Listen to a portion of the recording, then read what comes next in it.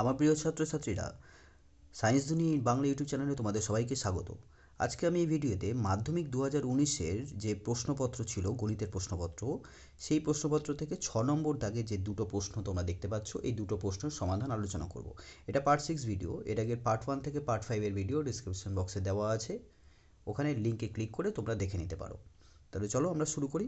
প্রথম প্রশ্নটা তোমরা যেমনটা দেখতেই পাচ্ছ, এটা দ্বিঘাত সমীকরণ থেকে দেওয়া হয়েছে। প্রশ্নে বলা হচ্ছে x square plus x plus one equals to zero সমীকরণটির বীজগুলির বর্গ যে সমীকরণের বীজ সেই সমীকরণটি নির্ণয় করো।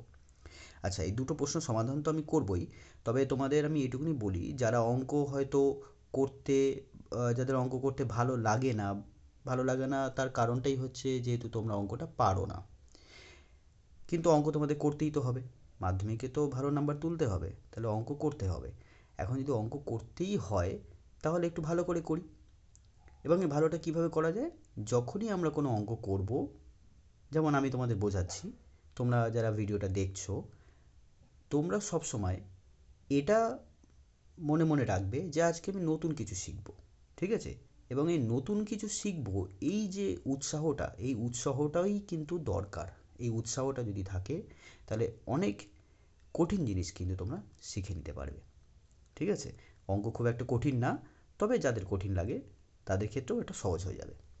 তাহলে চলো আমরা শুরু করি। প্রথম প্রশ্ন কি বলছে? X square plus x plus one equals to zero সমীকরণটির বীজগুলির বর্গ যে সমীকরণের বীজ সেই সমীকরণটি নির্ণয় করো। অর্থাৎ আমাদের এখানে একটা দ্বিঘাত সমীকরণ নির্ণয় করতে হবে, এবং দ্বিঘাত সমীকরণ নির্ণয় করতে গেলে আমরা জানি যে আমাদের বীজ দিতে হবে।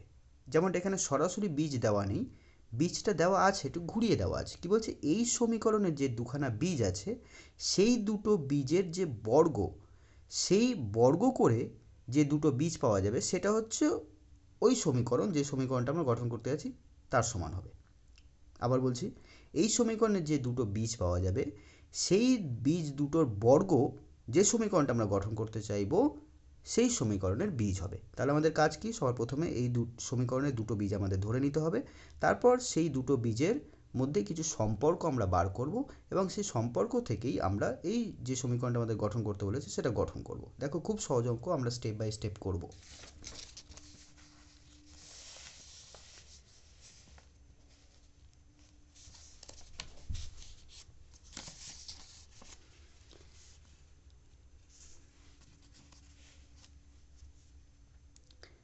তাহলে 6-1 আমরা সর্বপ্রথমে সমীকরণটা লিখে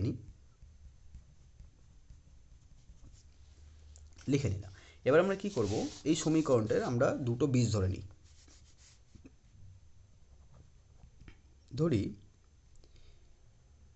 x square plus x plus one equals to zero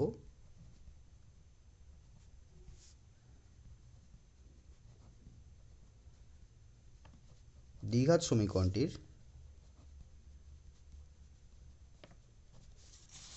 বীজ দুটি হলো আলফা ও বিটা।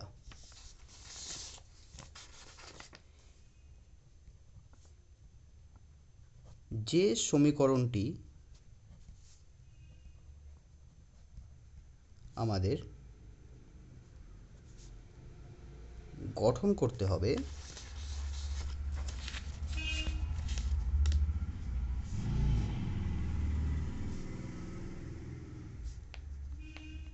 তার বীজ দুটি হবে আলফা স্কোয়ার ও বিটা স্কোয়ার, যেমনটা প্রশ্নে বলা হয়েছে, ঠিক আছে? এবার আমরা কি লিখব? যেহেতু x square plus x plus one equals to zero সমীকরণের দুটি বীজ আলফা ও বিটা, তাহলে এখন আমরা বীজদ্বয়ের সমষ্টি বার করব, ঠিক আছে? তাহলে আলফা প্লাস বিটা, এটা হচ্ছে বীজদ্বয়ের সমষ্টি। এখন বীজদ্বয়ের সমষ্টি আমরা কি করে বার করব? দেখো, x square plus x plus one equals to zero, এটা সমীকরণটা দিয়ে দিয়েছে। এখান থেকে আমরা এক্স স্কোয়ারের সহগ লিখব। এক্স স্কোয়ারের সহগ কত হবে? এক্স স্কোয়ারের সহগ, যেটাকে আমরা এ দিয়ে চিহ্নিত করি অনেক সময়, ঠিক আছে? তাহলে কত হবে? 1। দেখতে পাচ্ছি এক্স স্কোয়ারের পাশে কত আছে? 1 আছে। এক্স এর সহগ কত হবে? যেটাকে আমরা বি দিয়ে চিহ্নিত করি, এক্স এর সহগ মানে এক্স এর পাশে যেটা আছে, তাহলে 1। আর ধ্রুবক কত হবে? অর্থাৎ এক্স বর্জিত পদ। তাহলে ধ্রুবক যেটাকে আমরা সি দিয়ে চিহ্নিত করি সেটা হলো 1। এই ধ্রুবকটা দেখবে না, এটা দেখবে, ঠিক আছে? এটাও একটা ধ্রুবক, এটাও একটা ধ্রুবক, কিন্তু সমীকরণের বাঁ দিকে যে ধ্রুবকটা পাবো সেটা আমরা লিখব 1। আচ্ছা, তাহলে বীজদ্বয় সমষ্টির সূত্র হচ্ছে মাইনাস এক্সের সহগ বাই এক্স স্কোয়ারের সহগ। তাহলে এক্সের সহগ হচ্ছে 1, এক্স স্কোয়ারের সহগ হচ্ছে 1। তাহলে আমরা পেয়ে গেলাম আলফা প্লাস বিটার মান -1। এবার আমরা বীজদ্বয়ের গুণফল বার করব। বীজদ্বয়ের গুণফল হচ্ছে, সূত্র হচ্ছে, এগুলো মনে রাখতে হবে তোমাদের, ঠিক আছে? ধ্রুবক বাই এক্স স্কোয়ারের সহগ। এবার ধ্রুবক মানে দেখতে পাচ্ছি এখানে 1, আর এক্স স্কোয়ারের সহগ হচ্ছে 1, অর্থাৎ 1। তাহলে আলফা বিটার মানও আমরা পেয়ে গেলাম 1। এবার আমাদের পরবর্তী যে কাজটা সেটা হচ্ছে এই আলফা প্লাস বিটা, ঠিক আছে? এইখানে আমরা করবোটা কি দেখো, আমরা এখান থেকে আলফা স্কোয়ার প্লাস বিটা স্কোয়ারের মানটা বার করে নেব। কেন বার করবো একটু পরেই তোমরা বুঝতে পারবে। আলফা প্লাস বিটা সূত্রটা ফেলে দিই, -2 আলফা বিটা। আমরা সবাই জানি এই সূত্রটা, এ স্কোয়ার প্লাস বি স্কোয়ারের একটা সূত্র আছে যেটা হলো a plus b whole square -2ab। এরপরে এটার আরও দুটো সূত্র আছে, বাট আমরা এই সূত্রটাকে কাজে লাগাবো, ঠিক আছে? তাহলে এই সূত্র অনুযায়ী আমি এখানে লিখতে পারি alpha square plus beta square equals to alpha plus beta whole square -2 alpha beta. এখন আমার মান বসিয়ে দিই, আলফা প্লাস বিটার মান -1, সো বসিয়ে দিলাম 2 ইন্টু আলফা বিটার মান 1 টু 1। তাহলে মাইনাস, আর এখানে যেহেতু পাওয়ার জোর আছে তাহলে মাইনাসটা থাকবে না। তাহলে 1 স্কোয়ার অর্থাৎ 1 ইন্টু 1 1, -2 ইন্টু 1 2, কী পেয়ে গেলাম? -1 পেলাম। এবার আলফা স্কোয়ার বিটা স্কোয়ার বার করব। আলফা স্কোয়ার বিটা স্কোয়ার মানে হলো আলফা বিটা এর হোল স্কোয়ার। এটা সূচকের একটা নিয়ম, এইটারও স্কোয়ার আছে এটারও স্কোয়ার আছে, তার মানে পুরোটার হোল স্কোয়ার। এবার আলফা বিটার মান 1, তাহলে 1-এর স্কোয়ার দ্যাট ইজ 1। দেখো এবার আমার কাছে অঙ্কটা খুব সহজ হয়ে যাবে। এবার লিখব নির্ণেয় দ্বিঘাত সমীকরণটি হবে যার দুটি বীজ আলফা স্কোয়ার ও বিটা স্কোয়ার। তাহলে সেটা কি হবে? সেটা হবে, প্রথমে সূত্রটা লিখব, এক্স স্কোয়ার মাইনাস বীজ দুটির যোগফল ইন্টু এক্স প্লাস বীজ দুটির গুণফল ইকুয়ালস টু 0। যখনই আমাদের কোনো দ্বিঘাত সমীকরণ গঠন করতে দেবে যেখানে দুটো বীজ সরাসরি অথবা অন্যভাবে দেওয়া থাকবে, সেক্ষেত্রে আমরা এই সূত্রটা লিখব। মানে দ্বিঘাত সমীকরণ বানানোর ক্ষেত্রে এটা হচ্ছে সূত্র, এক্স স্কোয়ার মাইনাস বীজ দুটি যোগফল ইন্টু এক্স প্লাস বীজ দুটির গুণফল। এখন বীজ দুটির যোগফল আমরা বার করে নিয়েছি, তার কারণ বীজ দুটো যদি আলফা স্কোয়ার আর বিটা স্কোয়ার হয় তাহলে এই দুটোর যোগফল কী লিখব? Alpha square plus beta square. তাহলে alpha square plus beta square into x plus বীজ দুটোর গুণফল alpha square into beta square. আশা করছি তোমাদের বোঝাতে পেরেছি। এবার খুব সিম্পল, আমরা মানটা বসিয়ে দেবো। আলফা স্কোয়ার প্লাস বিটা স্কোয়ারের মান কি? -1, তাহলে -1 x plus alpha square beta স্কোয়ারের মান কি? 1 ইকুয়ালস টু 0। তাহলে কী পেলাম? X square minus minus plus হয়ে গেল, আর একের সাথে এক্সকে গুণ করলে আমরা এক্স পাবো, +1 ইকুয়ালস টু 0। অর্থাৎ যে সমীকরণটা আমাদের নির্ণয় করতে হবে সেটা কিন্তু যে সমীকরণটা দিয়েছে তার সাথেই সমান হয়ে গেছে। তাহলে আমরা কি পেলাম? যে সমীকরণটা দিয়েছে তার যে দুটো বীজ, এই দুটো বীজের বর্গ হবে, এই দুটো বীজের বর্গ যে সমীকরণের বীজ সেটা আসলে আর কিছু না, মূল যে সমীকরণটা দিয়েছিল সেই তার সাথেই সমান হয়ে গেল। তাহলে এইটা হলো এই প্রশ্নের উত্তর।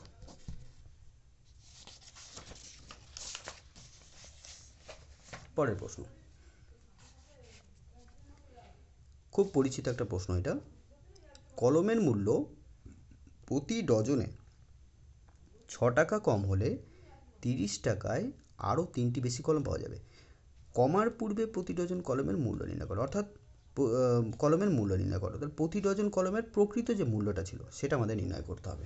দেখো এটা দ্বিঘাত সমীকরণের ওয়ার্ড প্রবলেম। আগে আমাদের এটাকে দ্বিঘাত সমীকরণে সাজাতে হবে, তারপর সেটাকে সমাধান করে আমাদের উত্তরটা লিখতে হবে।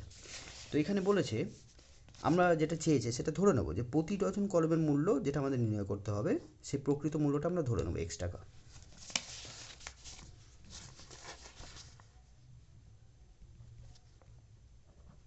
ধরি প্রতি ডজন, আমরা জানি 1 ডজন মানে 12টি, তাই তো? প্রতি ডজন অর্থাৎ 12টি। প্রতি ডজন কলমের প্রকৃত মূল্য, প্রকৃত মূল্য মানে যেটা দাম যখন কমেনি সেই সময় প্রকৃত মূল্য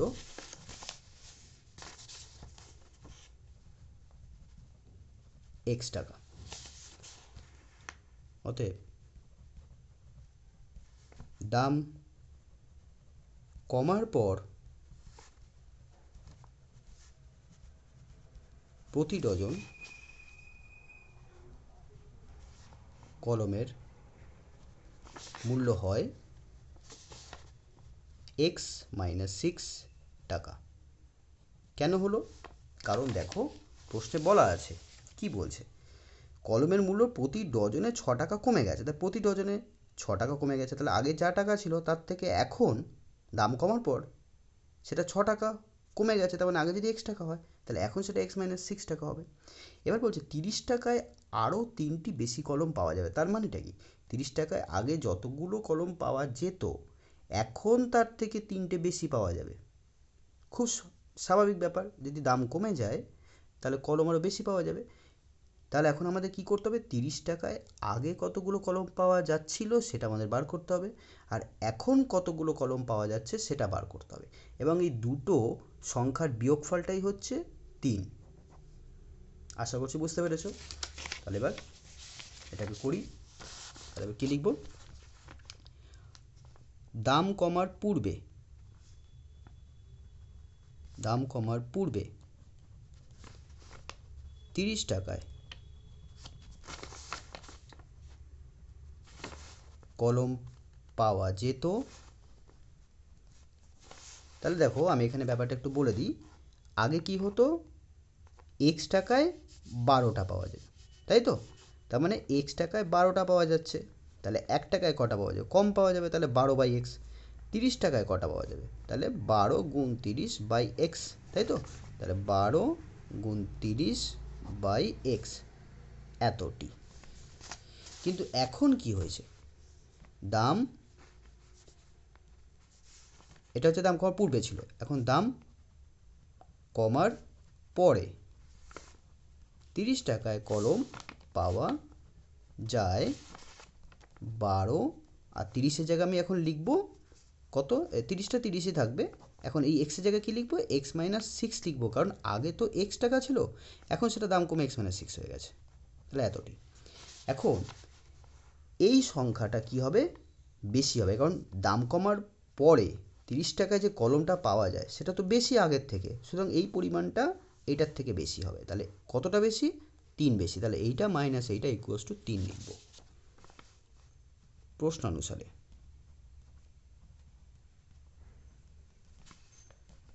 twelve into 30/x - 6 minus 12 into 30/x equals to 3। দেখো এবার আমরা এটাকে সমাধান করবো। এটা হচ্ছে দ্বিঘাত সমীকরণ, ঠিক আছে? আচ্ছা দেখো উপরে 12 × 30, সেখানে 12 × 30, তাহলে 12 × 30টাকে আমরা কমন নিয়ে নিই।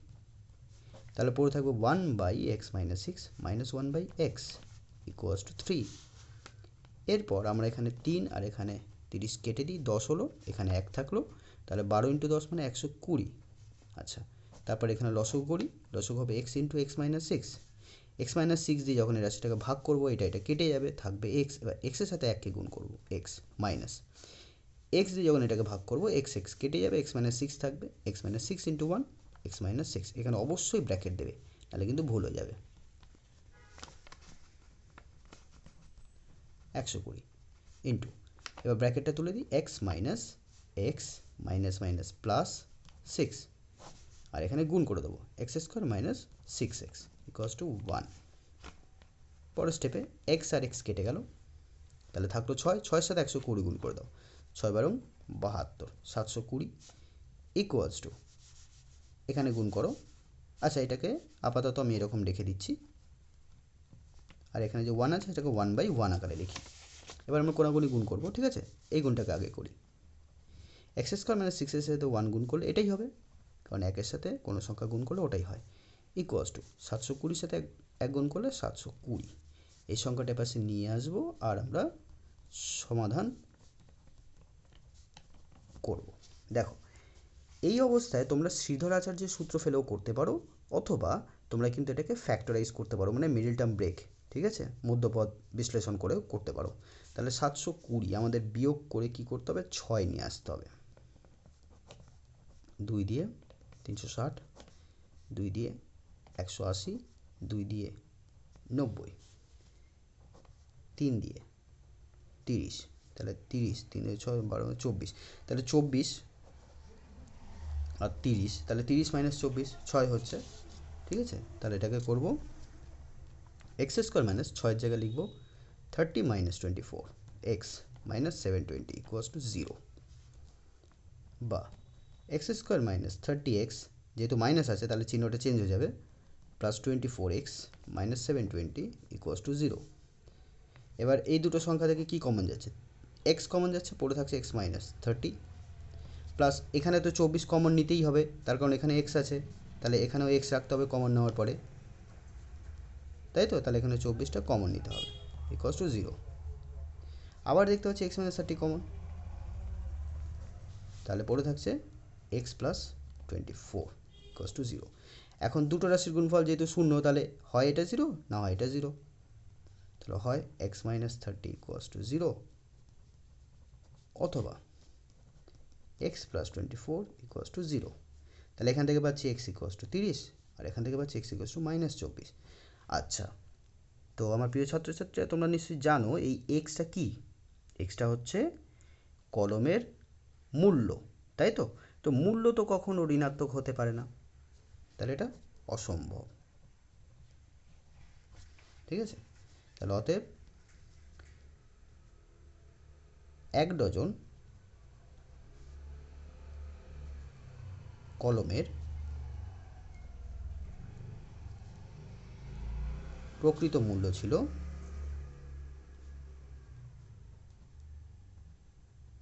30 টাকা। আশা করছি তোমরা বুঝতে পেরেছো।